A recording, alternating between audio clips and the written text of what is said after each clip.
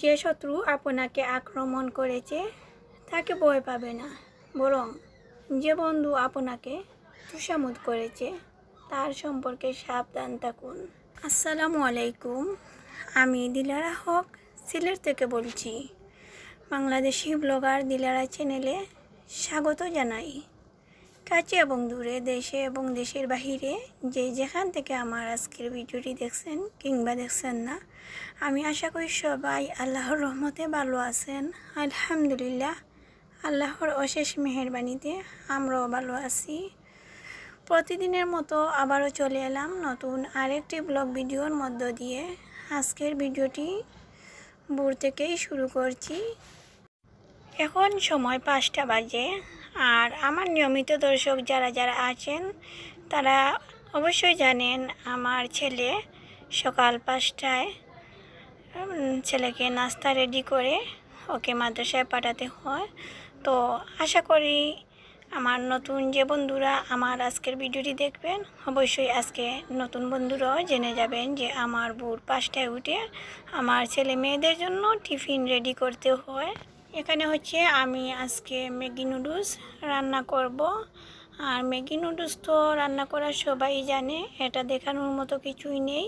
তারপরেও আমি যেটা করলাম আর যেটা সম্ভব হলো সেটা আপনাদের সাথে শেয়ার করলাম।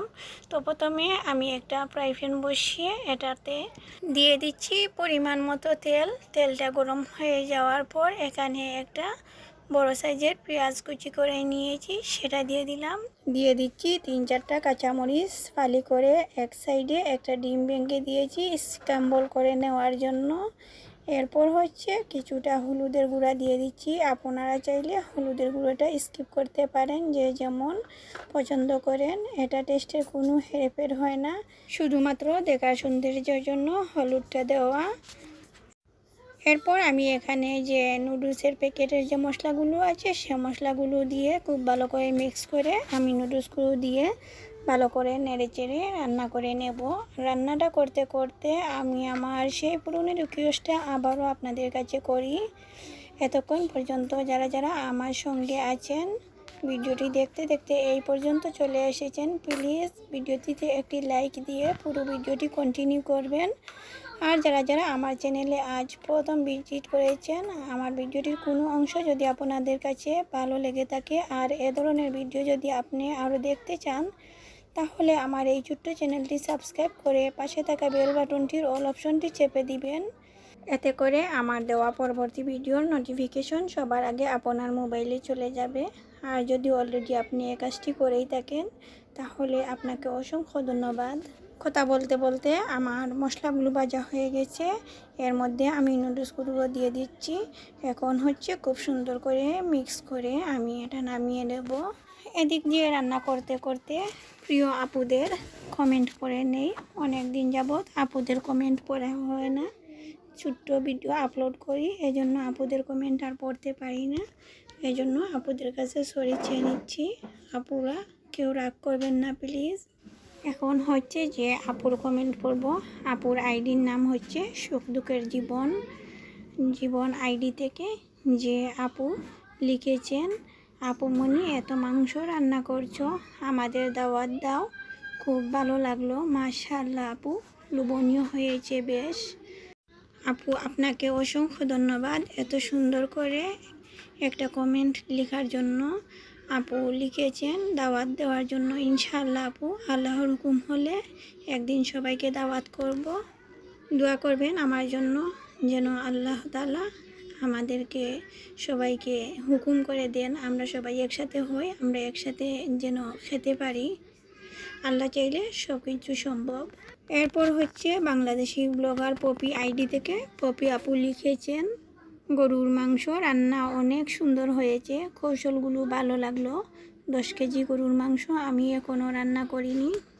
প্রথমেই বলবো যে আপু আপনাকে অসংখ্য ধন্যবাদ। আমার আপু আমার আজকের ভিডিওটি দেখবেন কি না জানি না, আপুকে আমার মন থেকে অনেক অনেক দোয়া ও ভালোবাসা। আপু রান্না তেমন একটা কিছু না, রান্না হচ্ছে একটা আর্ট। আর আমরা যদি 1 কেজি মাংস রান্না করতে পারি, তাহলে 10 কেজিও রান্না করতে পারবো ইনশাল্লাহ। একদিন চেষ্টা করে দেখবেন, অবশ্যই আপনি একদিন 10 কেজি না 1 মনও চাইলে রান্না করতে পারবেন। আপনার জন্য আমার দোয়া আছে, আমার মন থেকে আপনার জন্য দোয়া ও ভালোবাসা আপু। চেষ্টা করে দেখবেন, ইনশাল্লাহ রান্না করতে পারবেন। প্রিয় আপুদের, রান্না করতে করতে নুডলস রান্না ডান। এখান থেকে কিছু নুডলস হচ্ছে আমার ছেলের টিফিনে দিয়ে দেব, আর কিছু নুডলস মেয়ের টিফিনের জন্য রেখে দেব। মেয়ে হচ্ছে সকাল 9টা থেকে মাদ্রাসায় যায়, তো সকালের টিফিনটা বানানোর পর আমি আর সারাদিন ক্যামেরাটা অফ করিনি। এখন হচ্ছে কিছু ঘুরতে গেলাম বাইরে। তো আপনারা যারা প্রকৃতি ভালোবাসেন অবশ্যই আমার ভিডিওটি আপনাদের কাছে ভালো লাগবে। এটা হচ্ছে সিলেটের লাকাতুরা চা বাগান। আমরা এখন হচ্ছে রাতারগুল যাচ্ছি। তো আমি তেমন একটা ভিডিও শ্যুট করতে পারিনি, আমি তো আবার বাইরে ভিডিও শ্যুট করে অভ্যস্ত না। তাছাড়া আমার হাতে হাত মোজা পরা থাকে, মোবাইলে এত বেশি টাচ লয় না, তো রাতারগুলের কোনো ভিডিও আমি শ্যুট করতে পারিনি। এটা হচ্ছে অ্যাডভেঞ্চার ওয়ার্ল্ডের কিছু ছবি আমি ক্যাপচার করছি, কিছু ভিডিও ক্যাপচার করছি। জানি না আপনাদের কাছে কেমন লাগবে। এখানে হচ্ছে আমরা ফুল ফ্যামিলি, আমরা ফ্যামিলির সবাই ঘুরতে গেছি। আমার হাজব্যান্ড যারা, মানে আপনাদের ভাইয়া যারা, আমরা ফ্যামিলির যারা যারা আছি সবাই গিয়েছি এখানে।